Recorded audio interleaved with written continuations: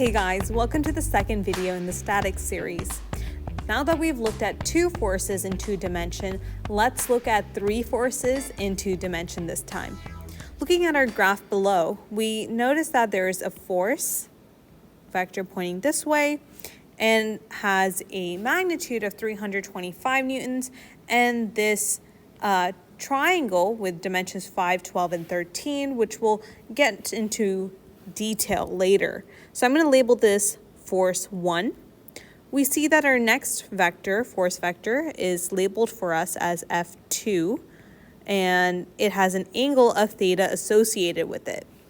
Our third force is this one over here in the fourth quadrant, and it has a magnitude of 600 newtons and an angle of 45 degrees associated with it. So I'm going to label that F3, as in force number 3. Over here on the right, we're also given our resultant force, which is 1,210 newtons in magnitude and has an angle of theta equals 0 degrees above the x-axis. So I'm going to go ahead and draw that force. So it's going to look like this. Well, it's not drawn to scale, but I'm going to label that as FR, and I'm going to write 1,210 newtons for our magnitude.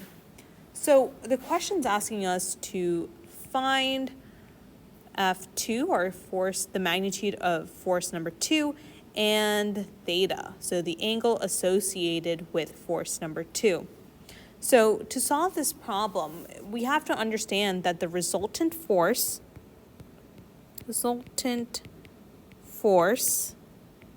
which is really FR, so force resultant, equals all the components added together. So we're going to have F1x plus F2x plus F3x, comma, now that we have our three components in the x direction, let's add them up in the y direction. So we have F1y plus F2y plus F3y. And these are our components in the y direction. So let's go ahead and build our formula. So we have resultant, which could also equal FR equals FR in the x direction and F resultant in the y direction. Looking at our resultant vector over here, this blue line, we notice that there is an angle of 0. There is no y component. The arrow doesn't move up or down from the x-axis. So therefore, I know that my FRY is going to be 0 newtons. For my FRX, that's just the magnitude of the 1,210 over here. This would be the components for my resultant force. Okay, moving on, I can set this part, my x is equal to this statement over here. So if I had 1,000 for the x direction, so I'm going to label this, let's use this, x direction, I'm going to have my resultant force, which is 1,210 newtons. I'm going to leave the units for now. So F1x plus F2x plus F3x. And then for the y direction, I'm going to have F0 equals, or FRY, which is 0, equals this expression over here. So F1y plus F2y plus F3y. It's important to understand that what we're really trying to solve for is this F2x and F2y. So from this diagram over here, we can try to find our F1 and F3 components. So let's start with F1. So components for F1. So we notice that F1 has a magnitude of 325 newtons. However, we do not have an angle associated with it. But what we do have on this diagram over here is a triangle, a right triangle with 5, 12, and 13 sides. So I'm going to draw this vector over here. And I'll draw this triangle over here as well. So 5, 12, and 13. And this is our axis in gray. Oop.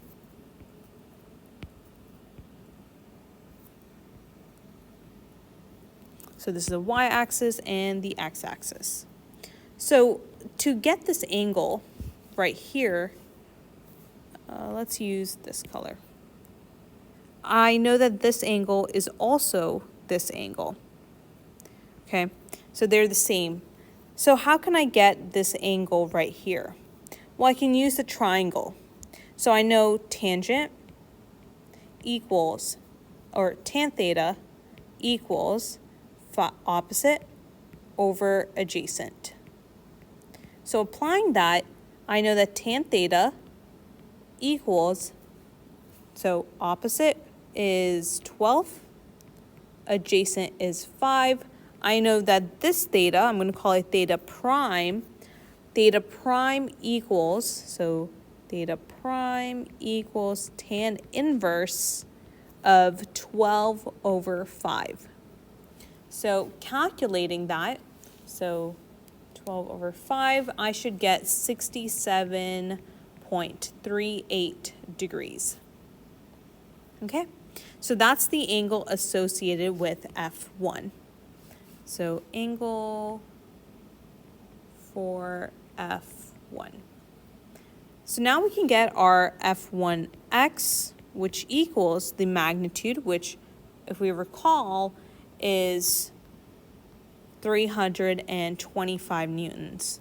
So 325 newtons, so the magnitude, so F1 times, I want this, this side over here, the x side, so I want the x component, so that's going to be cosine because it is adjacent from theta prime.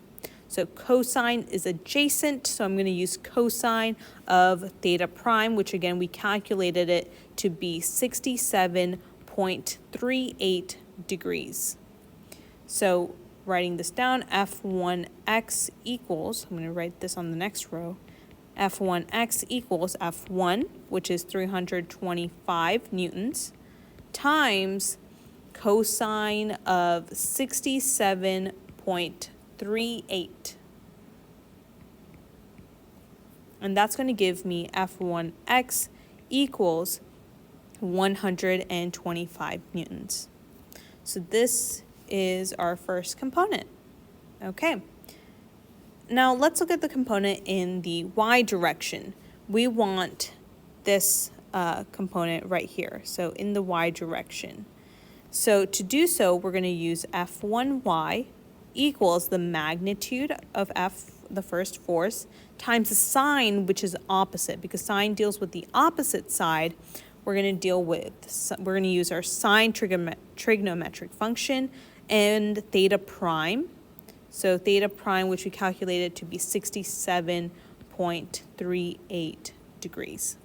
So plugging this into my formula, I'm going to get F1y equals 325 for the first force's magnitude times the sine of 67.38, which is going to give me 300 newtons. F1y equals 300 newtons. So those are the components for my first force. Okay, now let's look at our third force. We don't have much information on the second force because that's what we're trying to find. So we're going to go ahead and move on to our third force, which has a magnitude of 300 and an angle of 45 degrees associated with it. So let's go ahead and draw that over here. So for F3, I have this force pointing in this direction, and I'm going to draw my axis as well. So let's use this. So this is the x-axis, and this is the negative y-axis, and it's going to be important to note that in a second.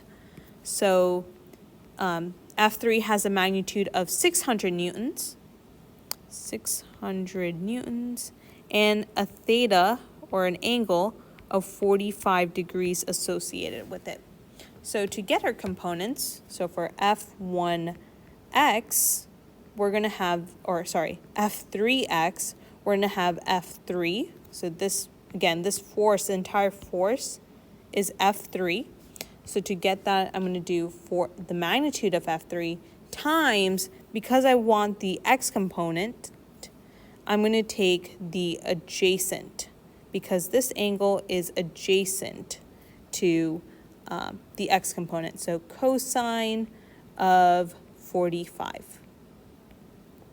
Now for plugging in my values, I'm going to get F3x equals the magnitude of F3, which is 600, times the cosine, or 600 newtons, times the cosine of 45 degrees, and that's going to give me that F3x equals 424.26 newtons. So that's our component in the x direction. For the y direction, F3y, we're going to get the magnitude, F3, times the sine, because now I want the y. So I want the opposite side from the angle. So we're going to use the sine function. So sine of 45 degrees. So F3y equals, let's plug in 600 newtons times sine 45 degrees. And F3y equals, if I plug this into my calculator, I'm going to get 424.26. Now we're not done yet, because remember, we're in the negative y direction. We're in the fourth quadrant over here. So the y, we know the x is positive and the y is negative. So we have to include our negative sign. And this would be our y component for our third force. Now that we have our force 1 and force 3 components, we can go ahead and plug into our x and y formulas. So let's go ahead and do that. Let's start with the x over here. So I'm going to write this over here, the same thing. So 1,210 equals F1x plus F2x, which we want to find, plus F3x. So F1x plus F2x plus F3x. So from earlier, we know that F1x equals 125 newtons. So 125 newtons. I'm going to leave the units and come back to them at the end. Plus F2x, which we don't know. And then plus F3x. So, which is 424.2x. Or 0.26. 424.26. Now, solving for F2x, I'm going to subtract 125 and 424.26 from both sides. So 1,210 minus 125 minus 424.26 equals F2x. When I plug this into my calculator, I'm going to get that F2x equals 660.74 newtons. And this is our F2x, our x component for our force number 2. For the y component, what I'm going to do is I'm going to bring this part over here down below. So I'm going to have 0 equals F1y plus F2y, which again we don't know, and F3y. So 0, I'm going to write this down below. So 0 equals F1y plus F2y plus F3y. So 0 is our resultant force, the y component of our resultant force, which is 0 because it is lying flat on the x-axis over here. So because of that, we have a 0. So 0 equals F1y, which we calculated that to be 300 newtons.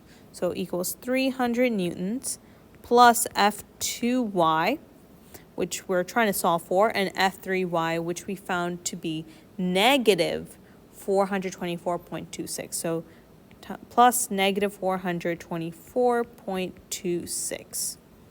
So I'm going to subtract 300 and negative 424.26 on both sides. And I'm going to get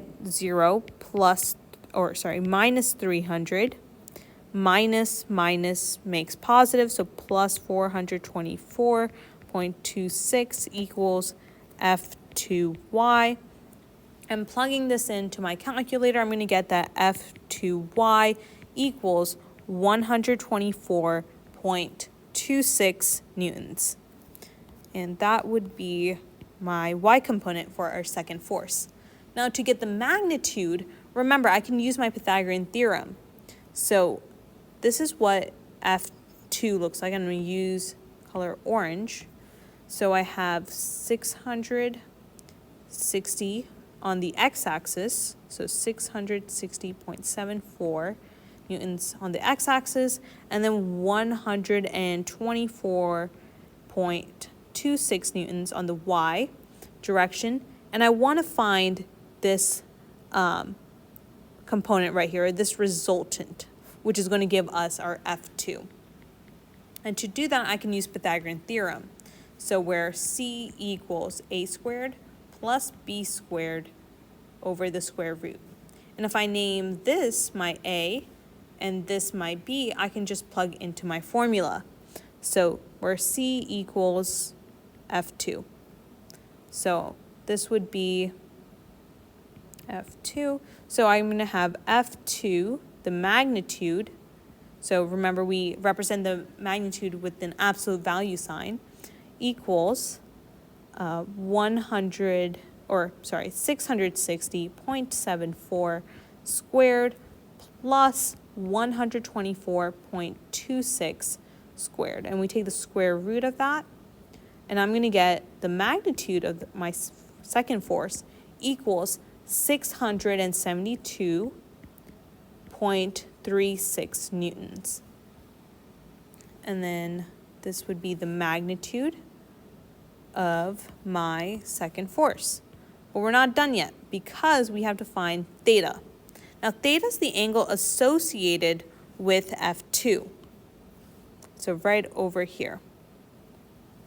So to get that theta, what I'm going to do is I'm going to use my tangent property, because I have this side length over here and this side length. So this and this. So this is theta from our diagram. To get to theta, all we have to do is theta equals tangent inverse of opposite, which is b, which is 124.26, divided by my adjacent side, which is 660.74, 660.74. And when I plug this into my calculator, I'm going to get 10.65 degrees above the x-axis, So this would be my theta. So this equals theta. And that's my answer. Thanks for watching.